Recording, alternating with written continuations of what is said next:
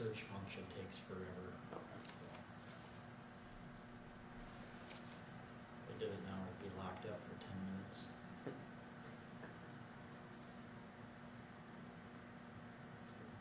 All right, good morning. Got stabbing that happened over the weekend. And so this was yesterday afternoon, about 2 p.m. is when we received the call. It was in the 1700 block of South Cliff Avenue. There was a 26-year-old man that had a stab wound to his chest. He was taken to the hospital. The injury initially was described as life-threatening. I don't have any update on his condition at this point. What we ended up learning is this, I guess the stabbing took place inside an apartment in the 1700 block of South Cliff Avenue. There had been some type of disagreement between the suspect and the victim who know each other. The suspect used a knife and stabbed the victim. There were other people that were inside the apartment that didn't necessarily see it, but they were in a different room and heard some altercation. Once they realized that there had been a stabbing, they kicked the two people out, and then officers found them outside. The woman was arrested. That was our suspect. Initially, she gave some other story about what happened, so once they figured everything out, she was arrested for aggravated assault domestic and making a false report, and that's for the other story that she came up with. Do you want her name?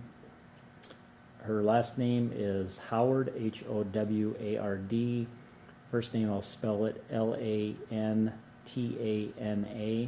Middle is Unique, Unique, and she's 29 from Sioux Falls.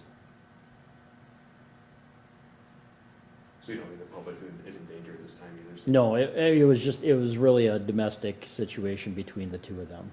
So there's no danger to anybody else.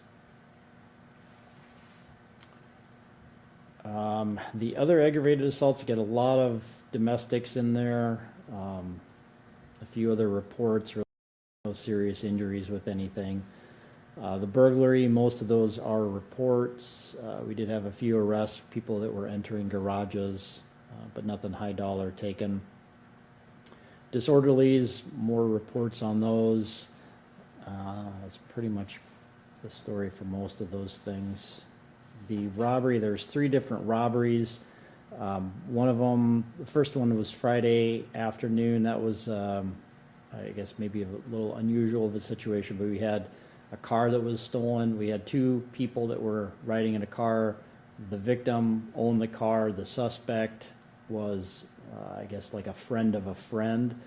The victim sort of knew the suspect, but they were riding around together for quite a while, and then they ended up stopping. The suspect then showed a knife and ended up taking the victim's car. The car was later found, but the suspect hasn't been found yet. The other 2 robberies were essentially shopliftings. That's what they started off as.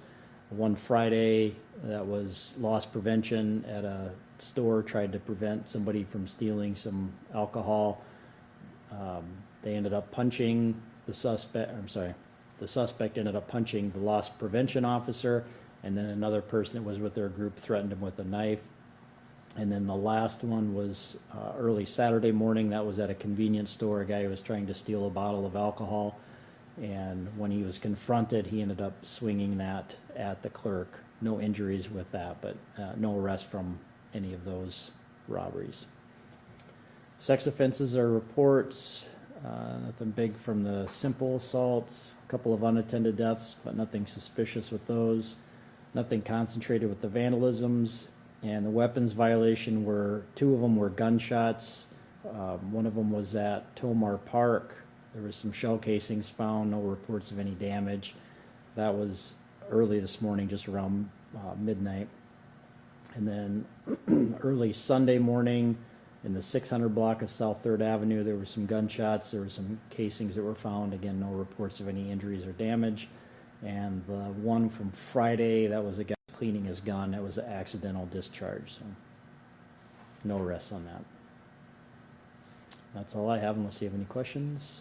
I'll ask you, any updates on the homicide from last week? No, yeah, so the homicide, we're still investigating that. There, I think the autopsy was planned on being conducted this morning, so we'll wait with that, and then kind of a few loose ends. But at this point, we're working closely with the state's attorney's office, but at where we're at with the investigation, no arrests, no charges.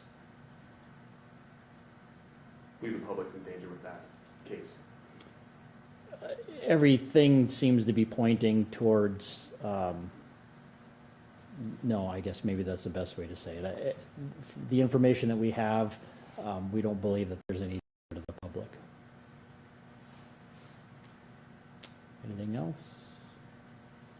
Okay, thanks.